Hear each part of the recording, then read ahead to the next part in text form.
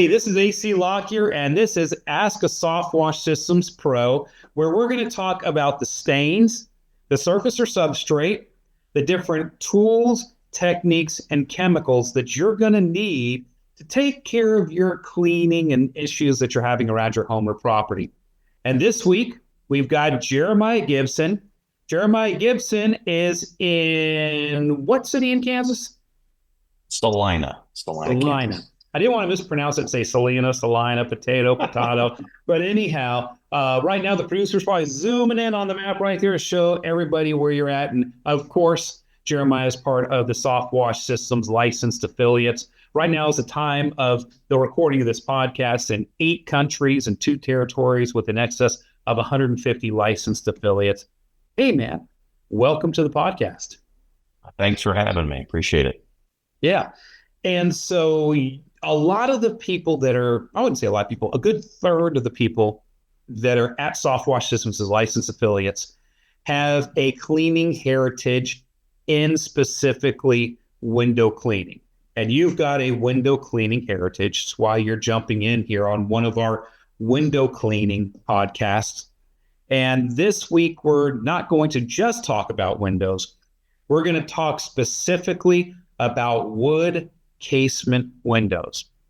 So many people here may not know what a wood casement window is. So why don't you go ahead and tell us a little bit about what makes a window a wood casement window?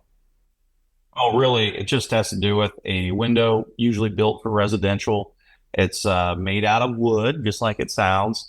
And a casement is a crank open style window. Obviously, you have single hung windows, you have double hung, but a casement window cranks open, and they're just a classic looking style of window. Yeah, we don't have a lot of wood windows here in Florida because we have a tremendous amount of humidity. And so a lot of the windows here are either vinyl windows or aluminum windows.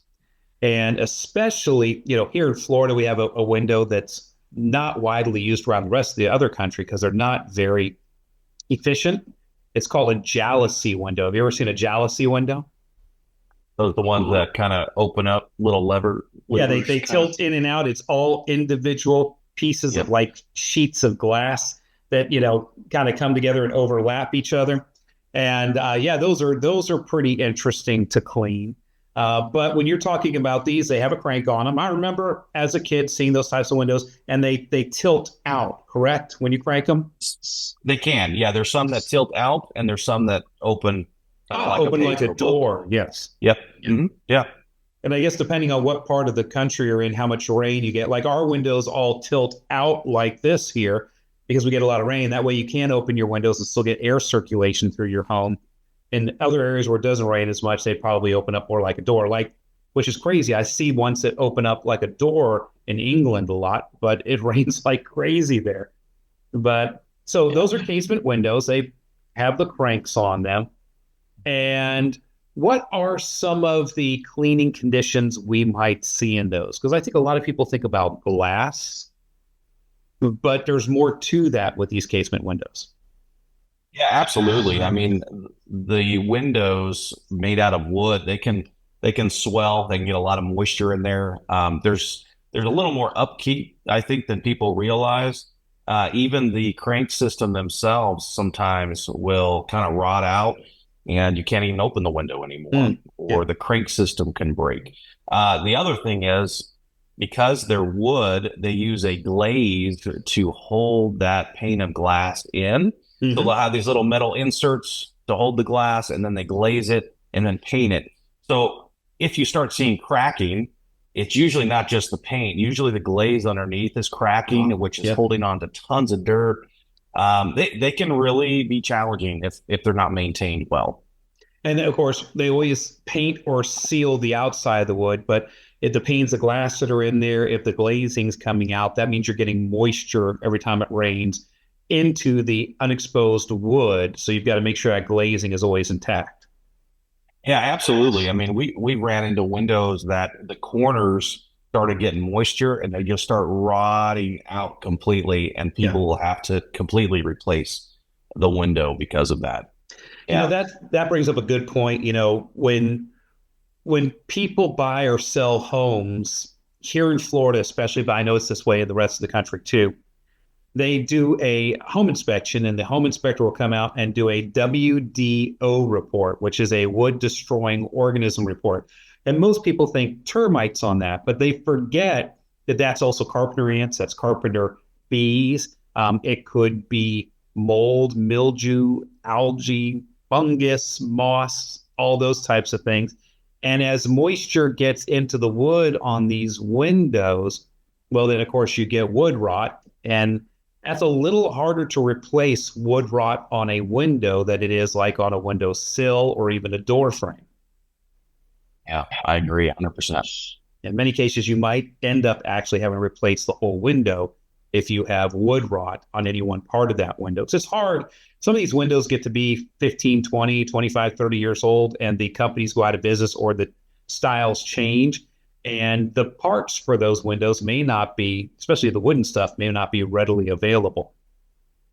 Yeah, yeah, that's certainly the case. We've seen that, and sometimes, unfortunately, the homeowner's not paying attention even when they have the house painted, and Mm-hmm. so the painter will just cover over that rotted wood, and that paint will start peeling within 6 months to a year, and that wood is just continually rotting underneath. So it might look good from the outside, but then they'll find out a couple years later now their window has to be completely replaced.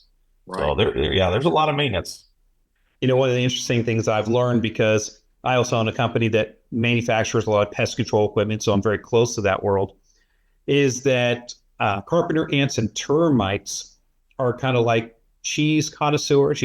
People that really like cheese, like those stinky cheese that have mold and fungus actually in the cheese. Like blue cheese is like that. It's blue cheese because it actually has a fungal culture that's in it. And so we go, ooh, that's gross. But some of the best cheese has fungus in it. And so termites are little French connoisseurs, and they really, really prefer wet, moldy wood. And so that's one of the reasons why you really got to keep after these wood casement windows, because if the wood gets wet, if it gets moldy, then we're not just talking about a WDO, wood destroying organism, being the mold and mildew at that point. Now we've got moldy cheese, so to speak, and these little connoisseurs called termites will come in and start to eat up the windows. And then you're not just faced with, some wood replacement. You might have to go throughout the home and replace many, if not all, of the windows then to get them to match. And you could be out tens of, if not $100,000 plus in these wood windows because they're not cheap. No, and they're definitely not getting cheaper. No, they're No, not. that's for sure. I grew up in a Victorian house here in Central Florida. My dad worked really, really hard, and he bought this lot on a lake and built this beautiful 5,000 square foot Victorian home. And the entire home had wood windows in it. Now there were sliders, where you had the two locks on them and you slid them up. And there were certain times of the year you could get those windows up, and there were certain times of the year you weren't opening them for nothing. And they're costly to maintain. You had to maintain them and pull them out every now and then, and true them and shave them and repaint them and put them back in. It was a nightmare. Well, we know the maintenance could be a nightmare. How about the cleaning, Jeremiah? What are some of the steps we're going to take to clean these? Because I know it's not just the glass. There's more to cleaning these than just the glass. Yeah, that's definitely true, AC. I realize that there's different styles that people go through the years, color choices, but white is very, very, very common. Very And common. what's interesting, yeah, and what's interesting about the wood casement windows, especially if they have the true divided, like the three up and three down, Yep. got these individual pieces of glass. So what happens is whether it's the caulking or the glazing that the painters use really holds on to the dirt. So you might be thinking, okay, I'm just going to wash the glass, and then the window still looks dirty when you're done. Mm-hmm. And you spent all this time and all this effort. And if it's a two-story home, you're up there on a ladder trying to clean those, and then you step back and your house still looks dirty. And What so is it, it it about can the white caulk that gets the mold and mildew right impregnated in it? and then you try to clean it and it turns purple, and now you got all these Yep. little purple dots all over your window. It's crazy.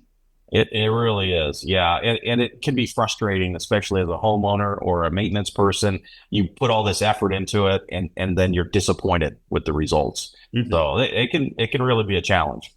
Yeah. And then just the paint itself, peeling and cracking. If you're trying to use a mop to wash the glass and then a squeegee, well, then that squeegee blade, that rubber gets caught on those chips of paint Right. and it just leaves streaks oh, it's a nightmare. It ruins the squeegee blade, and it's a challenge. Yeah, they're definitely windows that probably only billionaires can really afford to own and maintain for sure. So let's say we're just cleaning the glass. What would be the steps and the products you would use to just clean the glass portion? It's a good question because there's so many options, right? I mean, you go to any big box store and you've got all these different glass cleaners. Well, what do I use? Where do I start? And I won't say the name, but there's a popular window cleaning solution company, and they sell this bottle, and they say, "Hey, put it on your hose, turn on the water, and just spray it on." And on the commercials, the birds running into the glass and everything. And it's interesting. I've seen so many homeowners disappointed. They fall for that. They don't realize what's all involved. Right. And first of all, the cleaner has too much soap in it. And so if you leave any of that residue, the dirt sticks to it faster. So it actually gets Yes. dirty way quicker, right? The other thing is, So let's clear up you're, real quick here. The yeah, things you screw on the end of the hose and you yes, spray and wash your windows, yes, if you're in the Rocky Mountains and your TDS total dissolved solids in your water is zero, yes, and you have the most perfect clean water in the world, that might work. But for the it other might. 99.5% of us, probably not a good choice. That's exactly where I was going, AC. Yeah. That's it. Yeah, your water is going to make the difference. But I'll be honest, like you said, 99% of the time, you're not going to be satisfied with it. It's not going to work right. And the water pressure from your little spigot going through that plastic bottle isn't going to get anything extra off anyhow. So it just creates a mess. But then you've got the spray bottles, right? And the paper towel. You've got the vinegar. That's the old thing, vinegar and newspapers. Vinegar and That doesn't work. newspapers. Yeah, that was like when I was a kid, son, you have to use vinegar and newspapers on the windows on the So car. So you may know this, AC, but the reason why that does not work anymore because it used to, Yeah. but because they changed the ink as being a plant-based ink, it was all the chemicals that were doing the cleaning. And Right. so that's not in the paper anymore. And so now it just leaves a mess. Now just smears So everything. Yeah. yeah, so that doesn't work. So there's all these different options, all these different soaps, all these different ways to do it. But really, you just have to do some research or watch a podcast like this one to help you understand how you can do it successfully. And really, the best thing to do is get some soap and some water and a little mop and a squeegee and go in there and scrub each one of those pieces of glass and squeegee it down and then use a microfiber towel to go around your edges and Yep. clean up your smears. I mean, that's probably going to be your best, easiest way if you're going to do it yourself. Yeah. Not the safest Well, not the if you're on safest a because ladder, the one-story windows, that's going to be easy, but then you got to get up and do the two-story windows, and then you have screens. You got to pull out the screens, and right? depending on what part of the country you're in, like in Florida, we don't care about our screens. We tear them out because we're never going to leave our windows open in Florida ever. It's air conditioning during the summer, which is 10 months out of the year. And then the other 2 months out of the year, we're using the heat a little bit, but we rarely open up our windows. But if you're in an area of country where you like to open your windows, let the air flow, you'll probably have screens. Some areas of the country don't have bugs, some do. So you got to remove screens, you got to get up on ladders. It can be an issue. But the other thing is when you're talking about these casement windows and they have the wood dividers on them, and you've got three up, three down, or six panes on that window, it's really hard to find a T-bar mop and a squeegee that fits that glass to go ahead Correct. and mop them and squeegee them all the way down. So, one of the techniques Yes. that I did growing up in a 5,000 square foot Victorian home with wood casement windows that were all individual panes is I would go around and I would, and in Florida where our TDS, we were on well water at my parents' house, and the TDS was probably over 500 because our city water here is 350. So well water is going to be, forget it. Okay. Yep. Is I would literally, just 5 gallon bucket, squirt of dishwashing detergent, terry cloth towel, and go around and hand wash every window just like I was washing a car, rinse it off with the garden hose, and then I would take a leaf blower and blow them dry. And that was the way I did it growing up. And that worked really good because they did dry spot free because I blew them off with the leaf blower. But again, we had a porch that went all the way around the house. So the second story windows I could stand on the roof to do. And I was 16 years old. So I was nimble, and I'm 55 now. You don't get me on a roof at all anymore. And so with vertigo to add. The glass is good. Now there's a new thing out there that's come up in the last 10 years called a water-fed pole. And so talk to us a little bit how a water-fed pole would work or would not work on these divided, largely painted wood frame windows. Well, the water fed pole is great if you know how to use it and you can invest in the equipment. It can be anywhere from $1,200 to $10,000 for the equipment, and poles can be anywhere from $200 to $300 to $2,000 or $3,000. So Right. it is an investment for sure. And then there's the learning curve.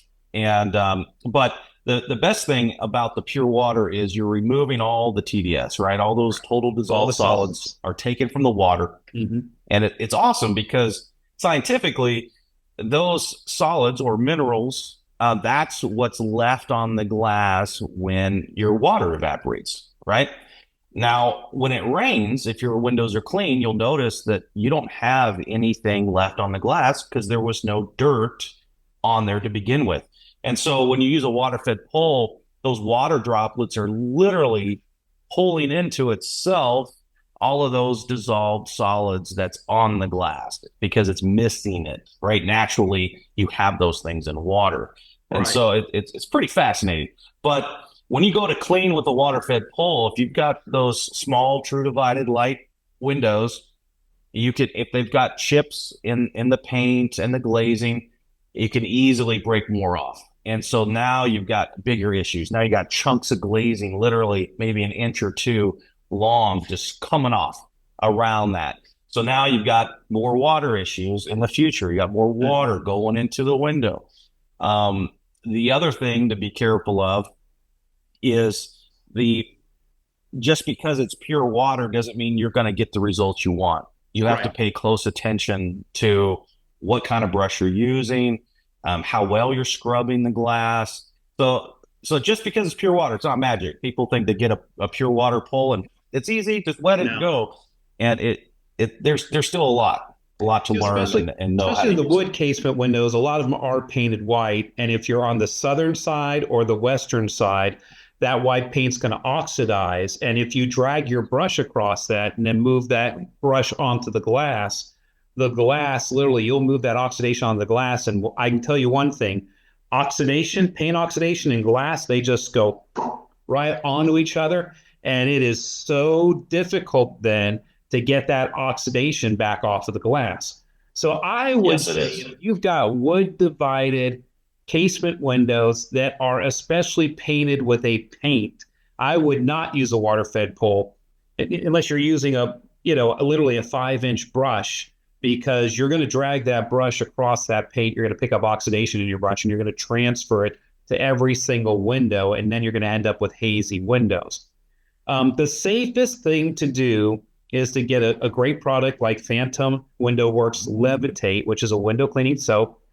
Put a little bit in the bucket with some water, mop and squeegee your windows, or, terry cloth towel wash them, rinse them and blow them dry. If you have a squeegee, it's great because you can squeegee them and they won't dry spotted that way. But to do them by hand. Now, I want to transition into the different parts of the window. Okay, so you're an old school window cleaner. You've been doing windows for a long time. That is your heritage.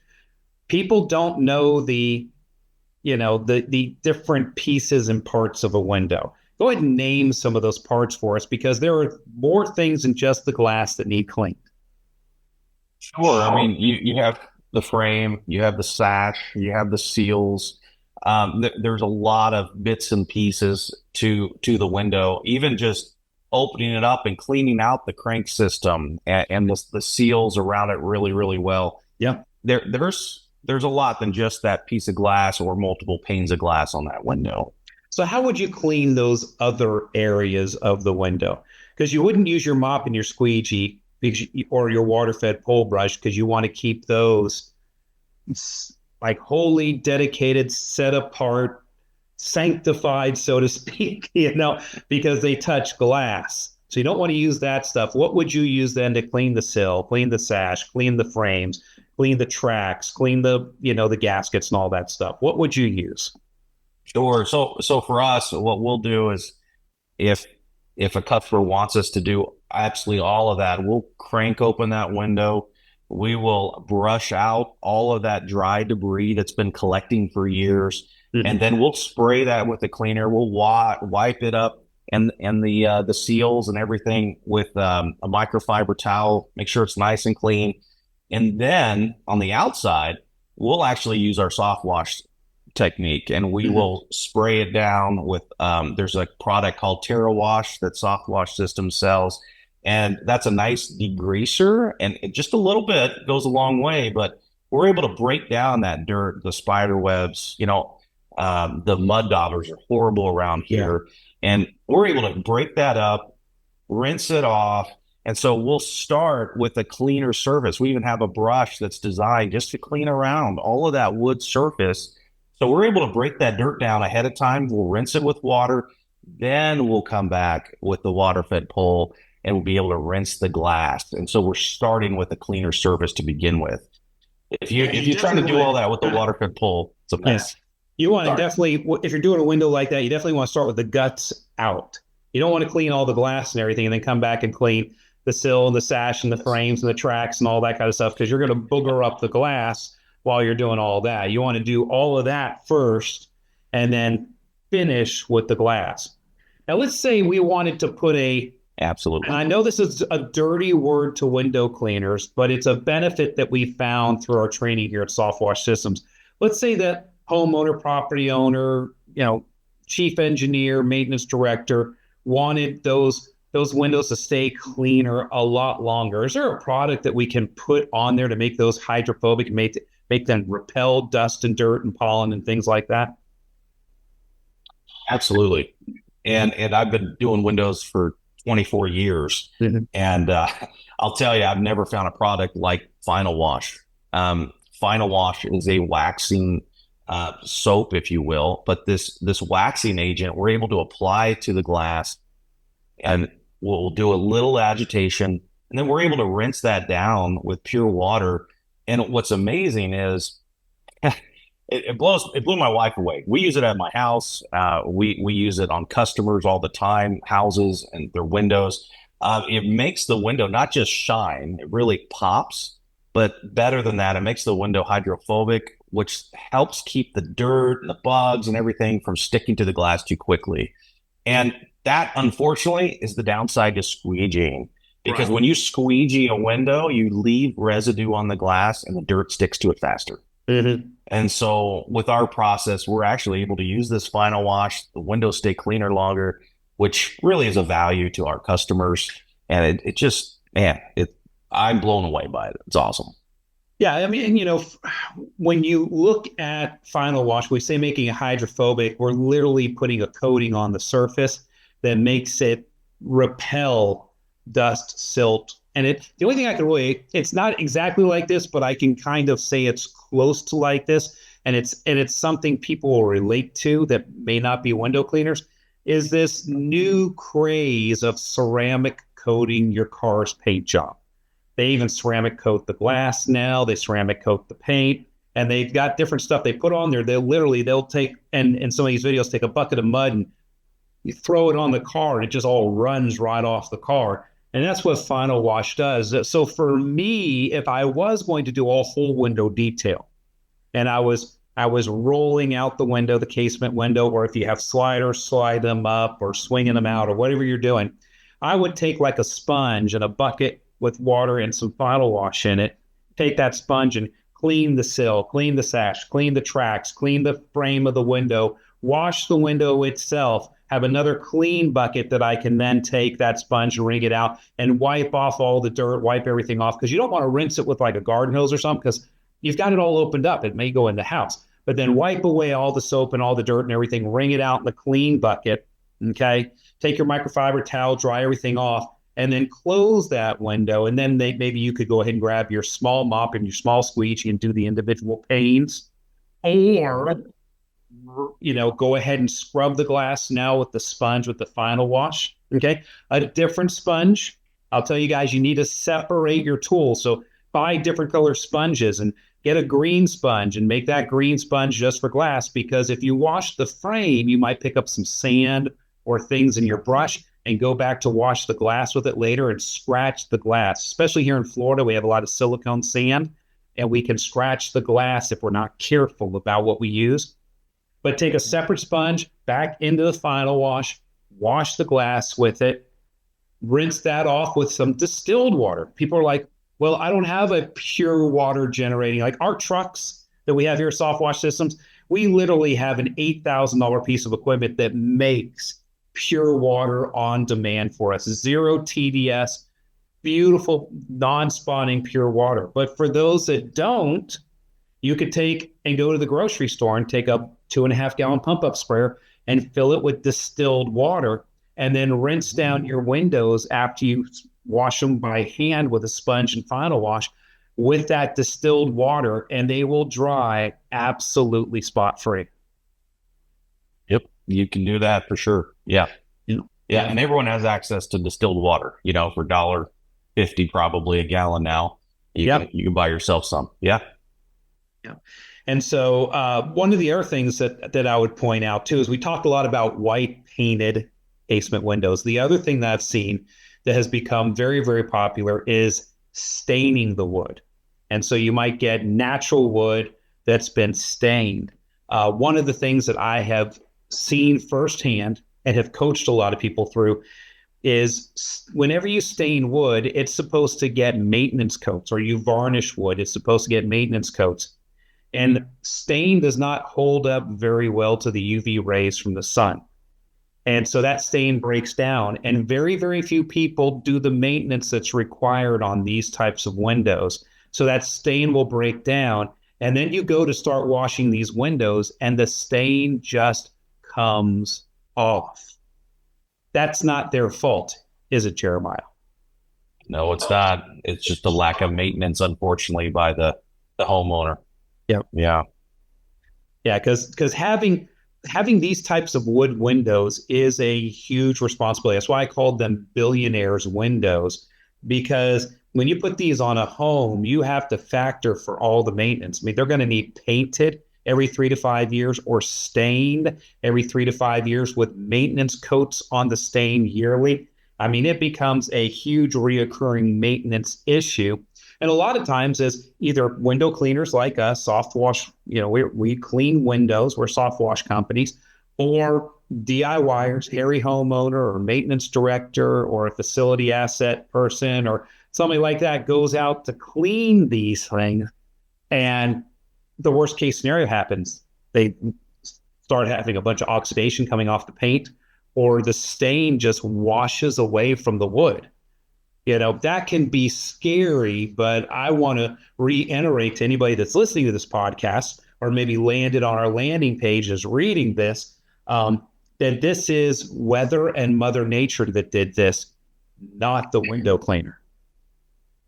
Yeah, absolutely. Because the UV rays are crazy, what they can do to, wood, plastic, metal. But yeah, that stain just gets destroyed if it's facing the south and the west, especially. if it's not maintained, you're going to find out real quick when you start to clean those. So, So, Jeremiah, let me ask you a question here. And it's a question I ask everybody, all of our pros that comes on here on Ask a Soft Wash Systems Pro, is we do know that some jobs are smaller or some people are DIYers. They enjoy, I mean, for some people, it's relaxation. I remember I got kidney stones once, and to deal with the pain of the kidney stones, I went out and cleaned my garage because I couldn't just sit in a bed and just deal with the kidney stones. There's some people that love, just really like and love projects, and they like to do this kind of stuff. And they're listening to this podcast, they're going, man, I'm buying some Levitate, I'm buying some Final Wash, and I'm going to go get me some little mops and squeegees, a 2.5 gallon pump up sprayer, and some osmosis water or distilled water. And this weekend, I'm going to tackle my windows. And before they do that, they have some questions or they need some coaching. Do you have a problem with them calling you and getting some coaching? no, not at all. We have customers ask us, even customers we have, hey, what can I do in between time? What do you recommend? So I've got no problem, sharing. These aren't secrets. These are things that people are using all over the country and the world. So it's not a big deal. I'll be happy to help someone with a 5-minute phone call of what they can do to take care of their project. Sure. That's awesome. Or if they get overwhelmed or decide to do a larger scope of work, I'm sure you'd be happy to go out and look at the job, come up with the scope of work, and give them a price as well. Oh yeah, definitely. And sadly, homeowners find out, I mean, a lot of the times the project is way bigger than they expected it to be. And we're happy to help. That's why we're here. That's why we've been in business 24 years, because, we know what we're doing, but we're here to help you and add value. I mean, that's what we're here for. That's awesome. That's awesome. So if you find yourself this weekend wanting to take on the project of cleaning your wood casement windows and you want to get them absolutely gleaming and you're ready to take on that project, hey, you can go to your local Wash Life store. You can call one of our Soft Wash Systems licensed affiliates and get some coaching. You can buy our products. You can do it yourself, and we can help you do it.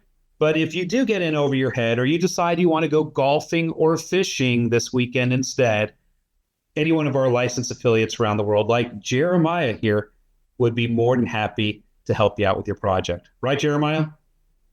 Absolutely. Cool. So, guys, this is AC Lockyer, and this is Ask a Soft Wash Systems Pro, and I will see you at the next podcast.